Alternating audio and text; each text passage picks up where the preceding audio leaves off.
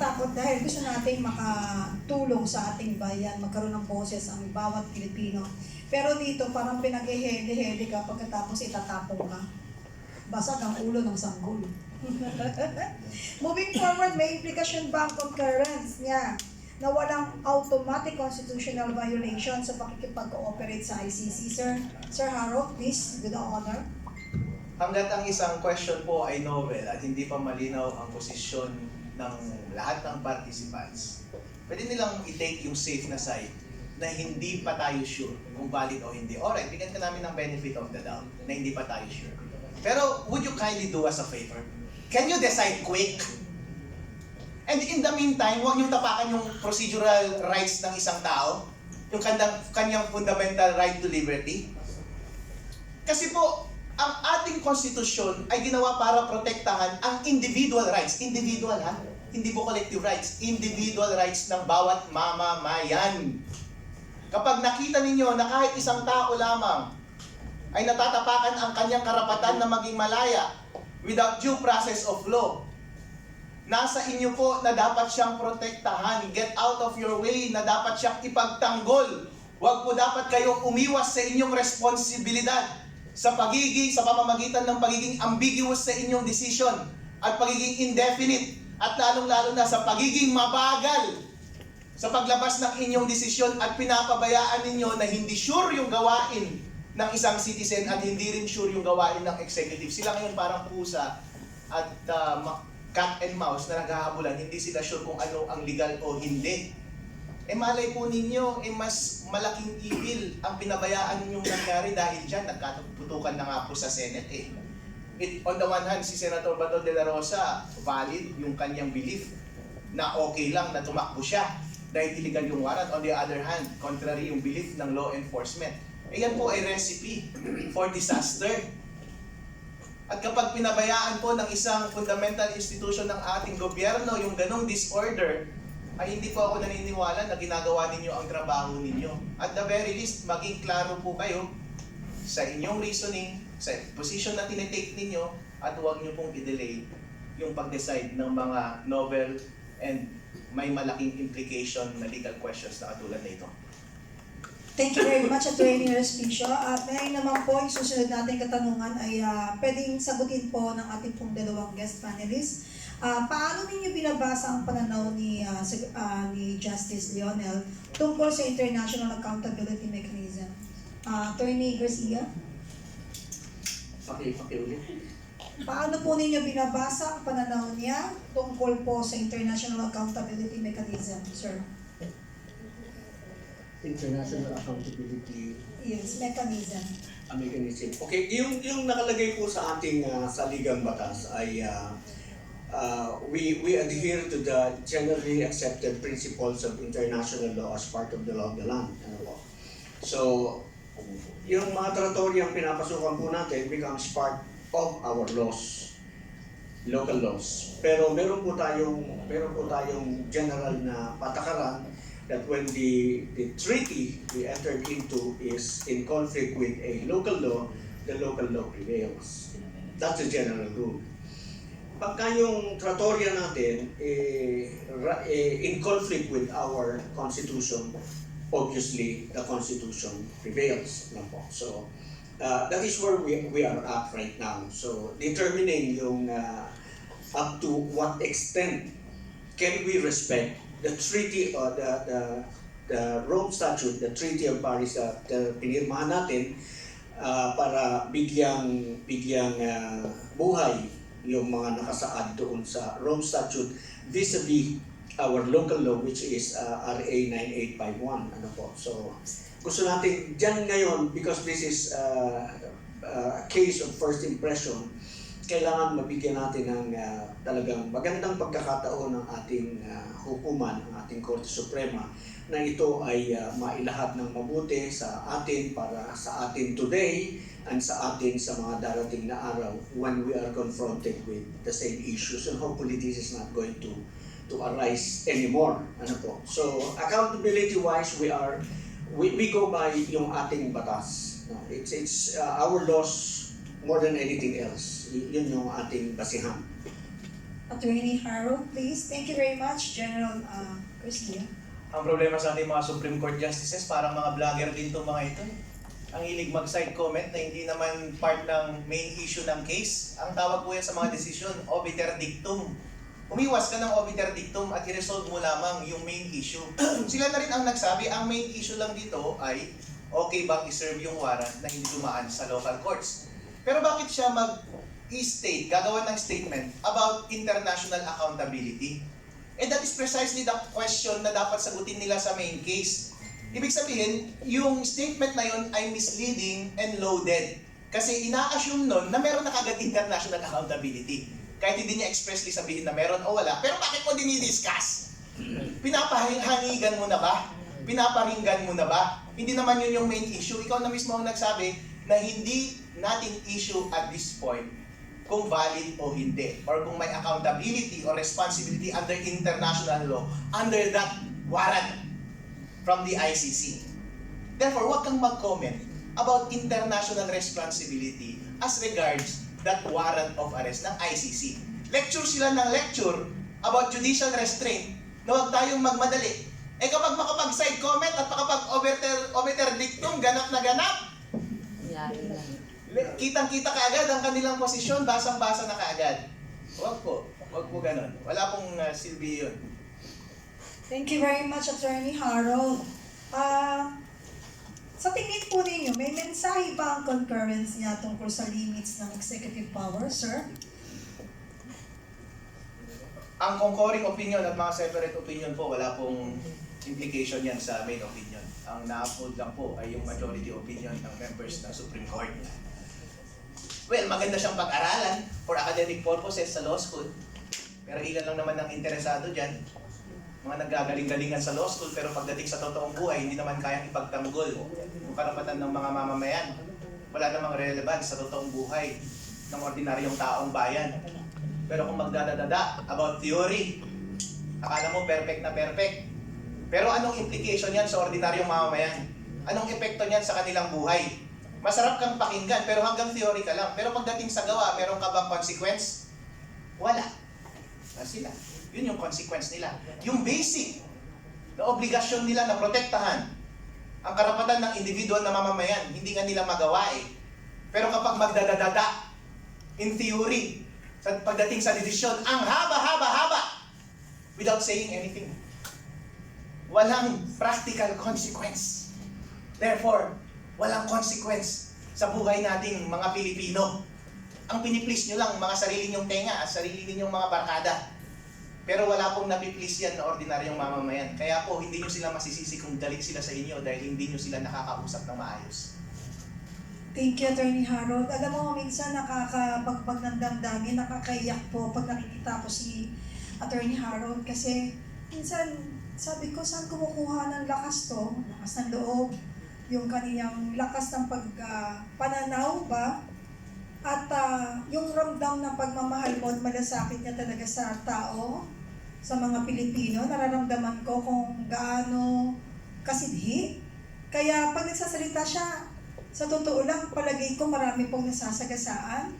Pero sa mga totoo nakakaramdam ng tunay na kalagayan ng mga Pilipino, mararamdaman mo, paano na lang kung walang attorney respisyo? Lahat kini at nag-iingat sa kanilang profesyon, na magsalita ng gantong todo-todo, talagang direct to the point. Kawawa ang Pilipinas. Kaya let's take advantage that we have Attorney Harold Respicio with us. Of course, General Garcia with us. Kasi walang boses ang bayan. Ang binabanata na nila ngayon, yung mga naninindigan ng mga may autoridad, para talagang busalan ang bibig ng mga Pilipino. Kaya ngayon lumalabas na ang katotohanan na tayo umiikot lamang sa palad ng iilan. Magising na po kayo sa katotohanan. Attorney, susugan natin, pwedeng sagutin din po ni Attorney Garcia that we really need a lawyer because this is legal matters eh. Sa tingin po ninyo, mas textualist ba or more pragmatic ang approach po ni Justice Leonen? Attorney Garcia, please. It's both textualist and pragmatic. Ang pinapaliwanag ni Justice Leonen is, sinasabi niya, do not prejudge, do not second guess the Supreme Court doon sa ating gustong maging desisyon doon sa main case, no. Ang sinasabi lamang niya, dito muna tayo sa karapatan ni Senator Bato na humingi ng preliminary injunction o TRO. Ito lang ang pinag-uusapan natin ngayon at ang pinapaliwanag niya, meron kasing maraming bagay-bagay na kailangang ikonsidera ang kataas-taasang hukuman sa pagde-decide nila doon sa main case. At yun yung kanyang pigil na pigil siya. Gusto niyang sabihin na hindi niya masabi na ito talaga ang mga dapat na considerations na pwede natin gawin because yung issue nga ay napakahalaga, no? Mahalaga dahil novel, dahil bago, at ito ay is going to be like our guide for a very long time until the same case comes up again. So yes, that's being practical dahil sinabi niya ito talaga no? Depende yun kung saan ang pananaw nyo. Ang pananaw niya ay ganito, whether you agree with him or not, yun yung kanyang pananaw. Whether I agree with him or not, yun yung pananaw ni Justice Yonen, and I respect him for that. No?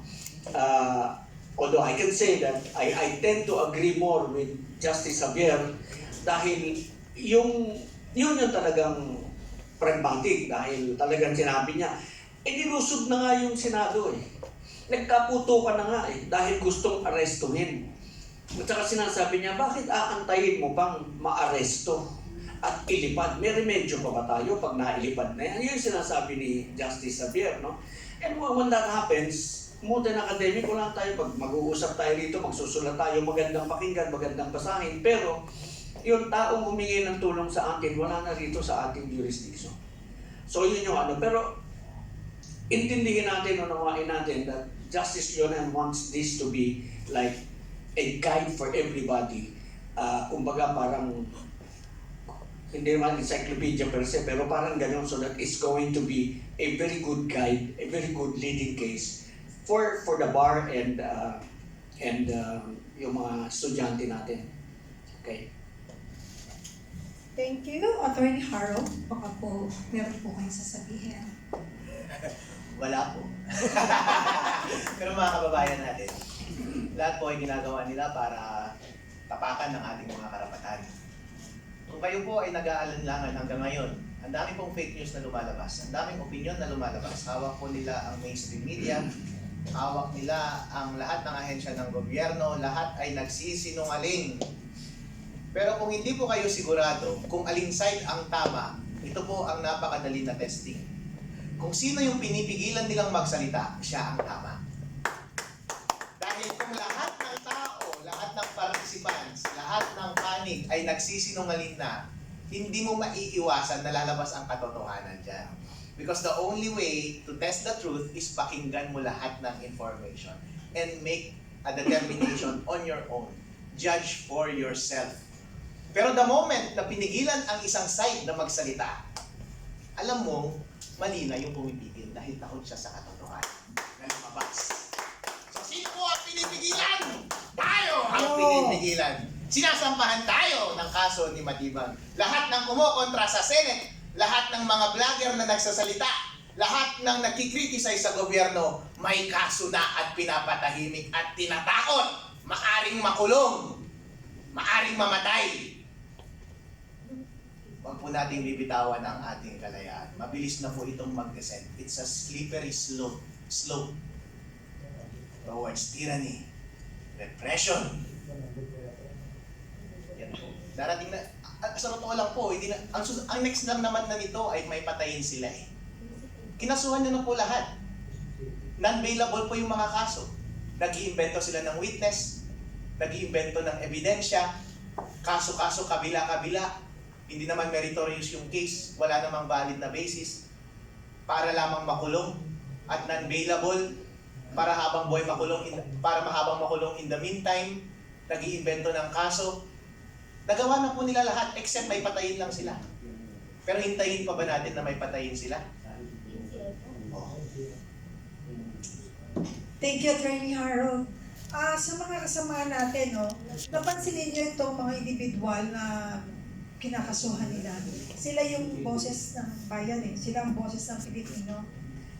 Kung nagagawa nila ito sa mga taong may autoridad, no? Because they are somebody na talagang well-known sa Pilipinas, tandaan ninyo mas lalong kaya nilang gawin sa atin. Sino ba tayo? Di ba?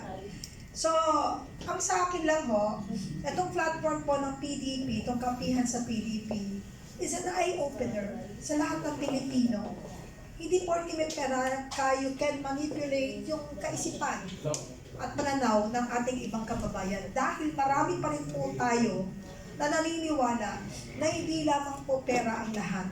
Kailangan natin makipagkapwa tao para makilala natin ang katotohanan at karapatan na dapat ibigay sa bawat Pilipino na magpahanggang ngayon po ay talagang kimi at binubusalan ng kanilang mga bibig. Yung iba po, tama nga si Atty. Respicio kaya nahahabag ako sa sitwasyon nating lahat. Lahat ng mga nagsasalita ng katotohanan, eto after netong ating live podcast, I don't know. Kasi unang-una, kayo po ang matibay na pwede naming maging katuwang para maprotektahan ang ating mga kasamahan. At wala pong ihihinto sa atin hanggat meron pong mga kinatawan o Pilipinong nananawagan at sumisigaw ng kung ano talaga yung totoong pangyayari at totoong ginagawa sa ating mga Pilipino na talaga pong, sabi nga po ni ni Kakora Guidote, nananamantala, pinagsasamantalahan na po ang ating bayan at ngayon naman po pinagsasamantalahan nilang maging usapin na parang ginagawang karnabal at katatawanan ang atin pong batas dahil hindi nila kinikilala. Ngayon, mga abogado po ang nagsasalita, pati yung mga abogadong nagsasalita ng tama at binibigay sa atin ng direktibang tama. Sa totoo lang, pasalamat tayo sa makabago pong ginagamit natin para mailatag natin at maipaalam sa mga kababayan natin na ito yung totoo. Dahil nung araw, kung sino yung may pera na pwede nilang gawing e-commercial ang kanilang pangangandidato, sila yung panalo dahil hindi naalalaman ng tao kung sino pa yung ibang kandidato. So ngayon, bukas ang social media, andyan ang mga bloggers that will help and support the Filipino to know yung totoo, hindi fake news. Pag sinabihan kayo fake news to, yun po yung totoo. Tama po si Atty. Respicio doon. At lahat tayo alam natin yun ang totoo. Bagamat salat tayo sa kakayahang maka-afford ng mga makabagong mga ginagamit na gadgets, hindi pa rin po yan makapipigil sa atin para manawagan na ito po ang totoo, ito po ang boses ng mga Pilipinong suppress. Walang paninindigan po yung mga Pilipino na akala mo sila yung mababait, pero sa totoo lang po sila po yung nagbebenta sa atin, binibenta nila yung ating kalayaan. Kaya po, manindigan lang po tayo kasi hindi natin alam what will happen. Nakita ninyo, mas mahirap po nung kailan. Nakita na yung litrato, yung video, yung mali-maleta. Pero fake news. Tinampot lahat, kinasuhan lahat. Ano naman ngayon na susunod? Aalugin na naman yan ng Diyos. Babahain na naman tayo. It's a rainy day, hallelujah, it's a rainy day. Diba? So mga kababayan, hindi ninyo pwedeng pabayaan na matago na lamang po ang katotohanan. Bakit nagpupumilit tayo na ang mga kinatawan o yung mga bawat taong sinasabi nila matapang? Hindi ito matapang, hindi ito tapang. For me, bakit ako medyo natatouch? This is malasakit. There are yung talagang true concerned citizen na talagang nakikita mo, nakikibaka dahil hindi natin alam what will happen. Maraming nananakot, hindi natatakot. Bakit? Hindi naman sa hindi natatakot dahil matapang, dahil alam niya, ito ang totoo. Bakit kailangan matakot ka na manindigan sa katotohanan? May mga witnesses, bakit hinaharang? Kaya antayin natin, marami pa pong kasunod na pag-uusapan at magiging mas makulay po ang mga ilalatag po sa inyong lahat, sa lahat na nandito po sa live podcast. At tutukan niyo po kami. Dahil ito pong ginagawa namin, hindi katulad ng mga sikat na mga live podcast, mga pinanunood sa YouTube. Ito po yung totoo eh. Ito po yung totoong nangyayari. Kaya galit na galit sila sa mga taong nagpapahayag ng katotohanan, ayaw nila. Ngayon, dahil marami po silang mga, let's say, I don't want to say this, but truth hurts. Sabi nila, trolls. Hoy, walang trolls dito, wala kaming pambayad sa trolls. Yung mga trolls po nila, yun po yung kitang-kita naman na kahit sabihin mo pang puti, pipilitin nilang itim. Kahit sabihin mo pang green na, pinipilit pa nila pink, yellow. So, sa mga kababayan natin, hoy, gising! Sobrang masakit para sa ating mga Pilipino na ang kapwa Pilipino natin ay binibenta tayo ng harap-harapan. Tanggapin nyo! Pero huwag nyo kami, we are not for sale. Hindi po kami Pilipino para sa isang bagay na hindi po makikinabang ang lahat ng mga Pilipino sa bayang Pilipinas. Moving forward, tuloy-tuloy natin kasi may mas gusto pa tayong marinig ngayong araw Attorney Yvette. Yung, ano yung stronger, actually, hindi na natin dapat itanong kasi lahat to, sagot na nila Sa inyong tingin, posible ba ang concurrence ni Justice Leonen ang siyang maging foundation ng eventual majority ruling sa aming case, sir? Attorney Garcia muna. Like I said, huwag po natin pangunahan ang Korte Suprema. Huwag natin, let us not second guess them because I am sure magugulat tayo dahil hindi natin alam kung saan patungo ang kanilang pag-iisip because these are 15 great minds working together. So, kaya lang po natin. And then, let's put our faith in them because naniniwala ako sa panahon ngayon, ang haligig lagi na lamang nating sandalan, maliban sa mga vloggers na katulad ninyo.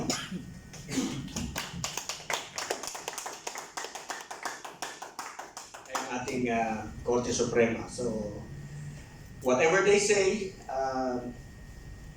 yun yung nakasaad sa ating saligang batas. Sila yung mayroong final pronouncement. So, antayin natin kung ano ang kanilang sasabihin. Dahil kahit na mayroong pasaring dito, pasaring doon, hindi natin pwedeng sabihin na maaaring yun na. Pero sa akin, kung ganyan ang mga nadidinig ko kay Justice Leonen, sana nga yun na. Salamat, Attorney. How about our attorney, your speech, please? For all it's worth, maganda yung decision ni Justice Leonen kasi in-acknowledge niya yung fundamental right ng bawat mamamayan, individual citizen, right to liberty. Yun yung default. Hindi lang kasi siya definite sa pag-take ng position kung pwede na siyang mares o hindi. But at any rate, magandang basis yun sa pag-decide ng main issue whether or not pwedeng serve yung ICC warrant without going through local courts. Ang question sa atin is, gusto ba natin maging international pariya? Ibig sabihin, gusto ba natin kahiya-hiya sa international community? Kasi lahat po ng ibang bansa ay line-require ang local courts bago iserve ang ICC warrant. Required yan sa United Kingdom. Required sa South Africa. Kahit Netherlands, required. Hindi mo kailangan ulitin yung question of probable cause. Pero kailangan mo lang padaanin sa local court if only for the question of determining authenticity. Kasi required yun for due process. Gagawin ba natin kahiya-hiya ang sarili natin going against international custom? O gawin natin perverted, unique ang Philippines sa ating position na automatic ang ICC warrant na iserve sa kanyang sariling citizen. Alright?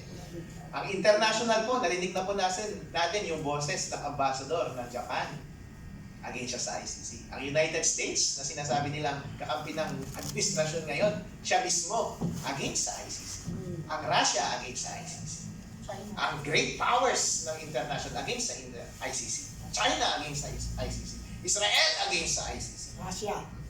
Russia against sa ICC. Mga mahihinang bansa lamang at leader ang pro-ICC dahil wala silang bayag. Pero sana, maging matapang ang ating Supreme Court. Natignan nila yung consequence ng kanilang desisyon sa reputasyon ng Pilipinas sa international community. Magiging kakaiba ba tayo at weird and strange entity sa community of nations and isustain natin as jurisprudence natin ang perverse na procedure na ito? Na kapag ICC warrant, hindi na kailangan dumaan sa local judge? Justice Leonen, you started with the right tone. Finish it, sir! Thank you very much, Attorney Harold. Alam mo, tama po kayo. Huwag natin pangunahan ang Supreme Court. Ang tanging magagawa natin bilang mamamayang Pilipinas sa ngayon ay kumapit lang tayo sa panalangin na itap naman ang kanilang mga heart para naman makapag-isip sila ng isang desisyong tama para talaga sa tao, hindi para sa pansarili. And also,